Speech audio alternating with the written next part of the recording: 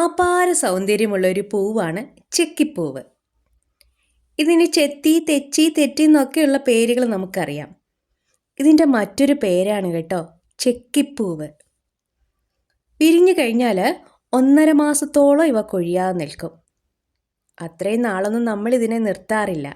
ക്ഷേത്രങ്ങളിലെ പ്രധാന പൂജാപുഷ്പമായതിനാൽ ക്ഷേത്രത്തിലേക്കോ അല്ലെങ്കിൽ മാല കെട്ടാനൊക്കെ ഈർത്തെടുക്കും. തെച്ചികളിൽ ഒത്തിരി വെറൈറ്റീസ് ഉണ്ട്.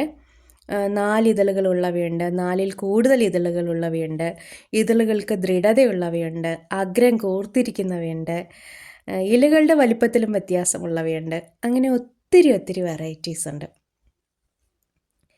ഈ സമയക്കുറവ് മൂലം ഒരു പൂന്തോട്ടം ഉണ്ടാക്കാൻ കഴിയാത്തവർക്ക്, ഇനി പൂന്തോട്ടം ഉണ്ടെങ്കിലും ചെടികളെ മെയിൻ്റെനൻസ് ചെയ്ത് കൊണ്ടുപോകാൻ കഴിയാത്തവർക്കൊക്കെ വലിയൊരു അനുഗ്രഹമാണ് തെച്ചി. അങ്ങനെയുള്ളവർ പലതരത്തിലുള്ള പല നിറത്തിലുള്ള തെച്ചിച്ചെടികൾ വെച്ച് പിടിപ്പിച്ചാൽ മതിയാവും. സമയം കിട്ടുമ്പോഴൊക്കെ അവയ്ക്ക് വെള്ളവും ഇത്തിരി വളവും ഒക്കെ കൊടുത്താൽ മതി. പൂന്തോട്ടം നിറയെ പൂക്കളാൽ നിറഞ്ഞു നിൽക്കും. തന്നെയല്ല, തെച്ചിപ്പൂക്കളിൽ ധാരാളം തേനുണ്ട്. അപ്പോൾ പൂമ്പാറ്റകളും തേൻകുരുവികളും തേനീച്ചകളും ഒക്കെ നമ്മുടെ പൂന്തോട്ടത്തിലെ നിത്യ സന്ദർശകരാവും. പിന്നെ ഇതിൻ്റെ കായ ഭക്ഷ്യയോഗ്യമാണ്. ധാരാളം ഔഷധ ഗുണങ്ങളുമുണ്ട് തെച്ചിക്ക്. ഇത് 8 ഇതളുകളോട് കൂടിയ ഒരു തെച്ചിയാണ്. തെച്ചിക്ക് പ്രൂണിങ് അത്യാവശ്യമാണ്. മഴക്കാലത്ത് നല്ല ഹാർഡായിട്ട് പ്രൂൺ ചെയ്ത് കൊടുക്കാം.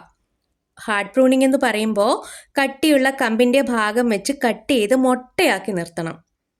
അപ്പോൾ ഒത്തിരി പുതു നാമ്പുകളുണ്ടായി അതിലെല്ലാം ധാരാളം പൂക്കളും ഉണ്ടാവും. തന്നെയല്ല, നല്ല ഷേപ്പിൽ നിൽക്കുകയും ചെയ്യും.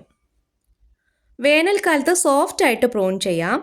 പൂക്കൾ കൊഴിഞ്ഞു കഴിഞ്ഞാൽ ആ ഭാഗം അങ്ങ് നുള്ളിക്കളയണം. എങ്കിലേ പുതിയ നാമ്പുകൾ പെട്ടെന്ന് വളർന്നു വരികയുള്ളൂ. ഇത് ഇതളുകൾ കൂടുതലുള്ള ഒരു തെച്ചിയാണേ. ഞങ്ങൾ ഇതിനെ താമരത്തെച്ചി എന്നാണ് വിളിക്കുന്നത്.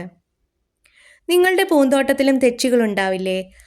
മറ്റ് ചെടികൾക്ക് കൊടുക്കുന്ന പരിചരണത്തിൽ 4-ൽ 1 ഭാഗം ഇവർക്ക് കൊടുത്തു നോക്കിക്കേ. ഇല കാണാതെ പൂക്കൾ തന്ന് നമ്മളെ സന്തോഷിപ്പിക്കും.